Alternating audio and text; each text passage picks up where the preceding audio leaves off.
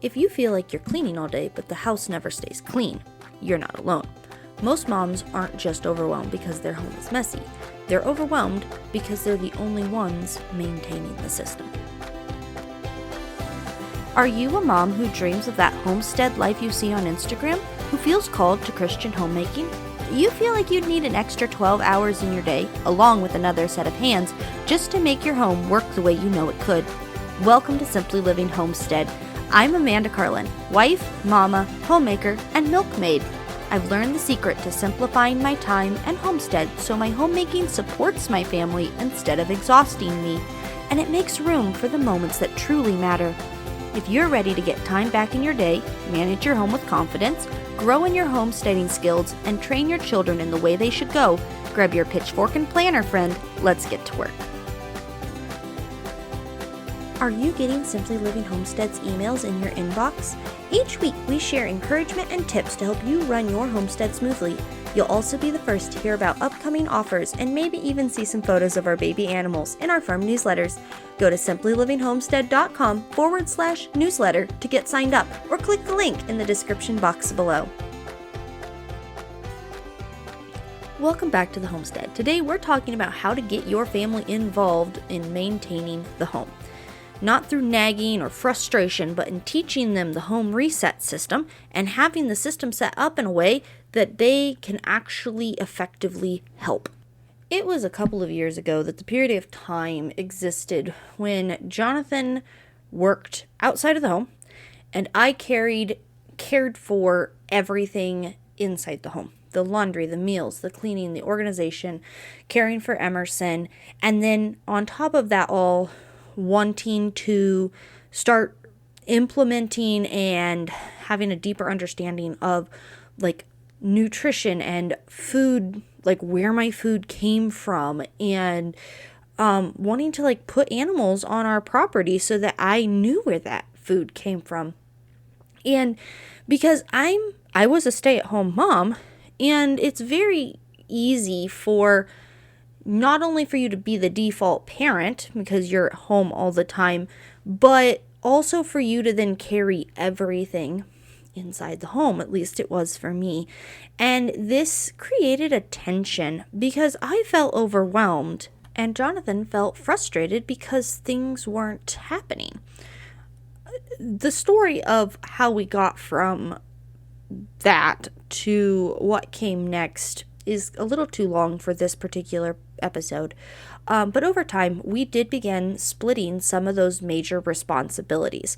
We took on the motto of reasonable expectation, and that everyone inside the home should be pulling weight inside the home. That weight might be different for each person, but everyone should be contributing to the household. If you live in it, you should also help care for it. It's not just mom's responsibility to take care of everything. And this especially became true as Emerson got older and the house suddenly gets messier because we have a third person who's like leaving stuff around and using things and playing with things and needing to find things. And one of the biggest things that I have discovered is that the reset has to be taught, and the home has to support the people living in it and resetting it. The goal isn't mom doing everything. The goal is everyone maintaining the home they live in. So how do we do this? Well, the first thing you're going to do is you're going to set small, clear expectations. They don't have to be dramatic unless you know your family well enough to know that you got to just rip the band-aid off and do a drastic change. Some families do work better that way, but if that feels like too much, if you're in the middle of overwhelm, that is probably a really big undertaking for you. So what are things that you can do to help encourage your family and help your family understand that they are responsible for their things? Examples for your children: toys go away after playtime ends. They don't have to be picked up just the moment you're done playing with that toy. Obviously, that might be the easiest in our adult brains, but children's brains don't work that way. But when we think about time blocks and the blocks of time, our children's have blocks of time as well. They look a little different. But they have they have to take care of themselves, and then they have to help with the home, and then they have their work block, which if you listen to any, modern therapists, children therapists, that they are doing important work by playing. It's one of the things I often hear when I'm scrolling TikTok. And I don't have TikTok. I mean short form. Whatever. But when they have hit the end of that period of time that they are working, aka playing, their toys need to be put away. The tools that they are using, their toys needs to be put away. After supper, your plate needs to go to the sink or to the dishwasher or wherever you want that collection to go. You don't have to be responsible for picking up the whole table. Your family should be taking part in that. When they are done working on a self-care item, such as brushing their teeth or their hair or taking a bath, the toothbrush needs to go back in the holder. The clothes need to go into the hamper. Every item needs a home, and we need to return it to that. So then that brings up the topic of organizing the home for the people using it. Not only does every item need a home, but the home needs to be designed in such a way that the person who needs to rehome that item can find it or put it away very easily. The more steps or the more resistance that someone has to putting an item away, the less likely that that item is going to make it home. So we want to be designing our spaces so that it is incredibly easy for that person to put it away. It is just as easy or almost as easy to put it away as it is to set it down. Now, you know your family best. My family, we kind of have a mix of visual and hidden, depending on what space, whether or not we actually like to see our stuff or not. We do kind of end up tending to default towards the visual, even though I really prefer to have everything in a basket or behind a door or under a curtain or something. I really don't want to see my stuff, but it does seem to be easier for everyone else in my home to, if they can see it, they can put it away. So I have had to find visually appealing ways so that I feel calm, because I don't like a lot of stuff, and still have the space be clear enough that they can actually put it away. That often looks like the most used things get set out and the lesser used things get put behind a door or something. That's kind of how it often looks for us. You want to organize for the person who's using the space the most. If it's a very communal, collective area, such as the bathroom sink or the dining room table, someplace like that where basically everyone is going to be using it, you want to organize for the most visual and the broadest categories that you can do. Again, so broad categories or narrow categories, that is where, I like to have a lot of different categories. I like to kind of break things up and, just really have a lot of categories. But for my family, that can get very tedious, and to remember where they're supposed to put things can be really, really difficult for some people. So in those spaces where I'm not the only one using it, we're going to start organizing in the way, or we are organizing in the way that doesn't require as many categories.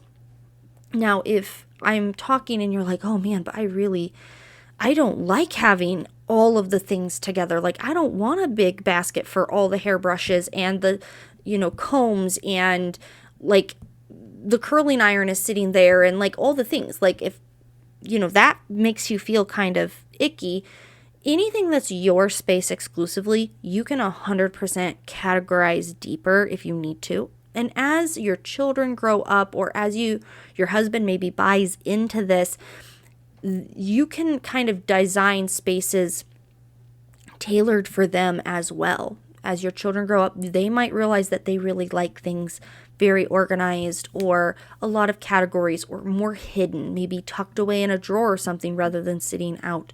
But even when things are setting out, they don't have to be messy. Your bathroom sink does not have to be covered in items. Maybe baskets that you can see down into the top of the basket, but it contains the space, would be a really good thing for you. Another thing is, if your family is having a hard time getting it to that home, maybe you need to put that home where they're setting the item. Maybe the home needs to go to where that item is currently living. An example I once heard was, if the socks are constantly landing on the floor, as we like to, make the joke about our men doing, if that is happening, rather than yelling at your husband or fussing or, fretting at the individual that is putting the socks in the middle of the floor, why don't you put the hamper in the middle of the floor? I know that's really annoying, especially for someone like me who's like, ew, no. But the thing is that you put it where they're dropping their stuff. And then it makes it really hard for them to actually put their socks where it was going. Now it goes into the hamper. And as they learn that, then you move the hamper a little further away. But their muscle memory kicks in. Oh, I got to put them in the hamper. Oh, I got to put them in the hamper. And then you can move it further and further away. However, if you're dealing with that, chances are they're never going to look for that hamper behind the door. If they can't see that hamper, they're probably never going to put the stuff in there. So, just kind of think about how your family is actually functioning and set up your home. And it can be set up beautiful. Set up your home so it functions for the people that's using it. So then the next thing that you have to do is that, as a recap, you are going to set expectations. You're going to start just very consistently saying, hey, this is what you do. I expect you to do it. And then making sure that they follow through.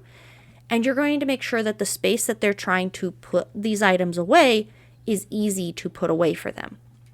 And then you're going to model the reset.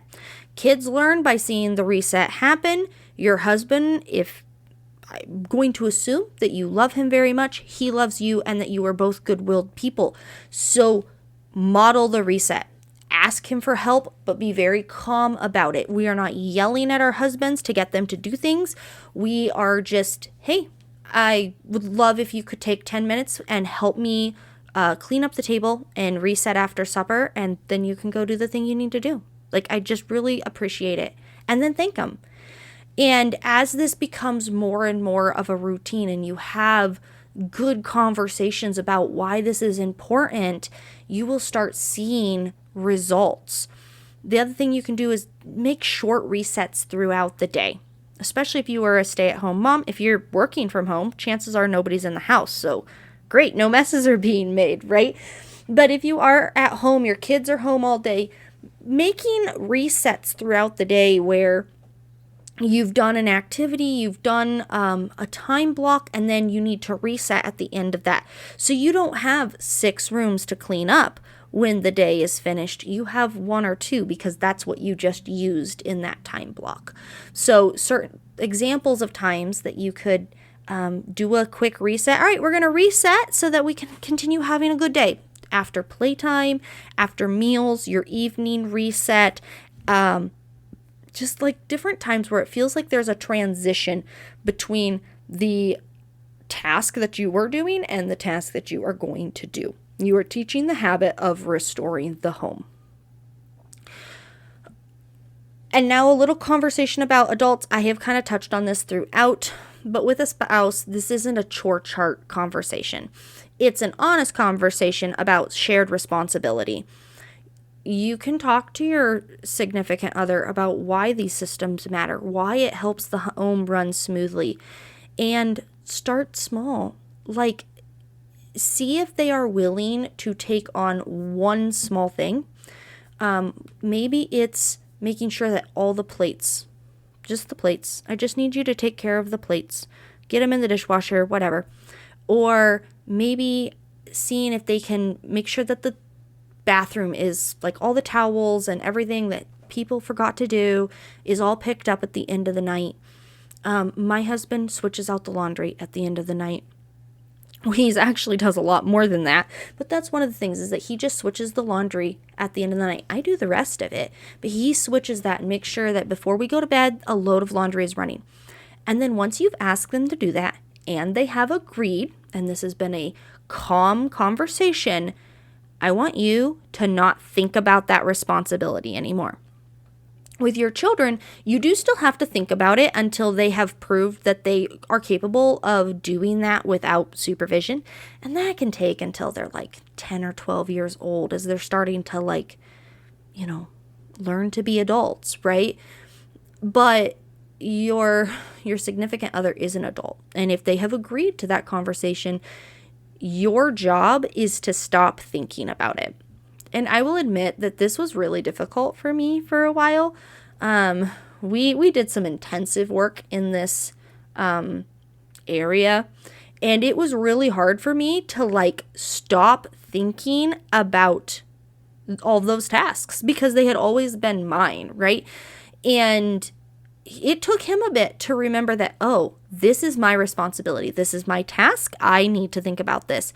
And as you switch that, and there might be a period of time that it doesn't get done. But it's not I saw it was done, immediately holding on to that because it didn't get done. If you do notice it and it's starting to maybe it was the trash. A simple, hey, I noticed the trash was smelling, and then leave it alone. If they have agreed to it, you need to give them the space to step up. A lot of times as women, we are way too fast to take over something from our children, from our siblings, from our spouse, from whoever we're working with at the time. It is just really easy for us to, I can just do it. And we need to learn to let go of that if we have had that conversation and have come to the agreement of transfer of responsibility. Okay, so your family can help. As a recap, your family can help, and they should. This will teach them responsibility as they go into their own homes, as they grow up to be adults. It will help everything run smoothly in the home. But you don't need to overhaul your home today.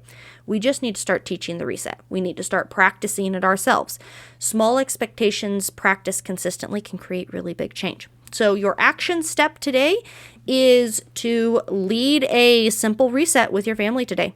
Pick a tiny space, the coffee table, the toys that are on the floor, the couch curtains should reset. If you got a bunch of kids, expand it a little bit, maybe the living room, whatever it needs to be. Pick a tiny space and reset it together, and just, talk about it. Keep open conversation going in your home about why this is important and why it helps the family in general. It helps everyone, including themselves. And then once you've done that, go inside the community. We've got an off social media community that you can hang out in, have conversations in, and just share with us, what space did you reset? How'd it go? Tell us about it. If it didn't go super well, share that too. And maybe we can troubleshoot how next time it can go better. Home stays peaceful when everyone maintains the system. The key is teaching small daily resets and organizing the home so your family can actually succeed. Your home wasn't meant to be carried by one tired mama. If you are a tired mama, I would encourage you to check out my mentorship program. It is designed to help you create a personalized home system and find the pain points in your day and create a plan for you and some accountability so that you can start making real change in your life. Also, join the email list. You'll get weekly emails dropped into your inbox with encouragement, resources, all the good things. So links to both of those things are down in the description below. And until next time, I hope you have a fabulous week. Hey neighbor, I hope you enjoyed today's episode. If so, would you take 30 seconds and share this episode with a friend who is knee-deep in their own homestead? Also, please leave me a rating or a review on Apple Podcasts. It thrills me to know that this podcast is helping you Keep watching those sunsets, friend. I'll meet you back here on the homestead soon for another episode. See ya!